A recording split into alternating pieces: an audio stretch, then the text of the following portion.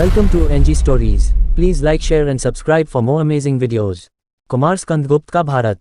हून जाति की नृशंसता इतनी थी कि चीन से लेकर महान रोमन साम्राज्य तक कांप उठे थे। इस अकेली बर्बर जाति का आतंक इतना था कि उसने उस समय के किसी भी बड़े साम्राज्य को रौंदे बिना नहीं छोड़ा।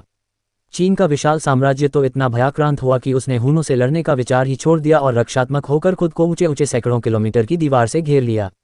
जब चीन आत्मसमर्पित हुआ तो ये हून अपनी एक टुकड़ी के साथ यूरोप की ओर दौड़ पड़ा। आटिला नाम के उसके सेनापति ने पोलैंड को मिट्टी में मिला दिया, फिर एक एक कर यूरोप के बाकी देशों में खून की नदियां बहा दी। इन हूनों के कारण विशाल रोमन साम्राज्य मिट्टी में मिल गया तो इस विजयोन्माद में उन हूनों की टुकड़ी ने भारत का भी रुख किया और गांधार प्रदेश पहुंच गए। वहां विजय प्राप्त कर जब वो सिंध को निगलने आगे बढ़े तो वहां उसे रोकने के लिए वैदिक सूर्य कुमारगुप्त का महान प्रतापी राज्य खड़ा था। कुमारगुप्त ने इन बर्बर हूनों के समूल नाश के लिए किसी और सेनापति को न भेजकर अपने पुत्र राजकुमार स्कंद को भेजा। हूनों की विशाल और बर्बर टोली को स्कंद ने रौंद दिया और जब वो हून विजयी होकर पाटलिपुत्र लौटे तो वहां उनके स्वागत में वृद्ध पिता कुमारगुप्त ने अश्वमेध यज्ञ किया। फिर कुमारगुप्त के स्वर्गवासी होने के बाद स्कंद भारत के सम्राट बने। स्कंद के शासन के उत्तरार्ध में हूनों ने फिर से अपनी शक्ति संकलित की और खिंखिल नाम के सेनापति के नेतृत्व में फिर से भारत पर हमलावर हो गए। भारत की सेना शुरुआत में जब परास्त होने लगी तो स्कंद स्वयं ही सेना का संचालन करने पश्चिम भारत की ओर चल पड़े।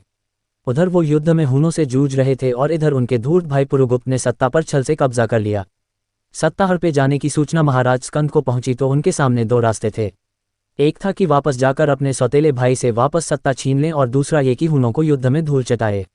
महान सम्राट विक्रमादित्य के पौत्र और हिंदू धर्मध्वजा रक्षक सम्राट स्कंद ने दूसरा विकल्प चुना और युद्ध भूमि में वीरगति को प्राप्त हुए। अगर वो सत्ता की सोचते और लौट जाते तो बर्बर हूनों के कारण न जाने कितने लोगों को अपनी जान देनी पड़ती, न जाने कितनी ललनाओं की इज्जत लूटी जाती और न जाने कितने देवालय टूटते।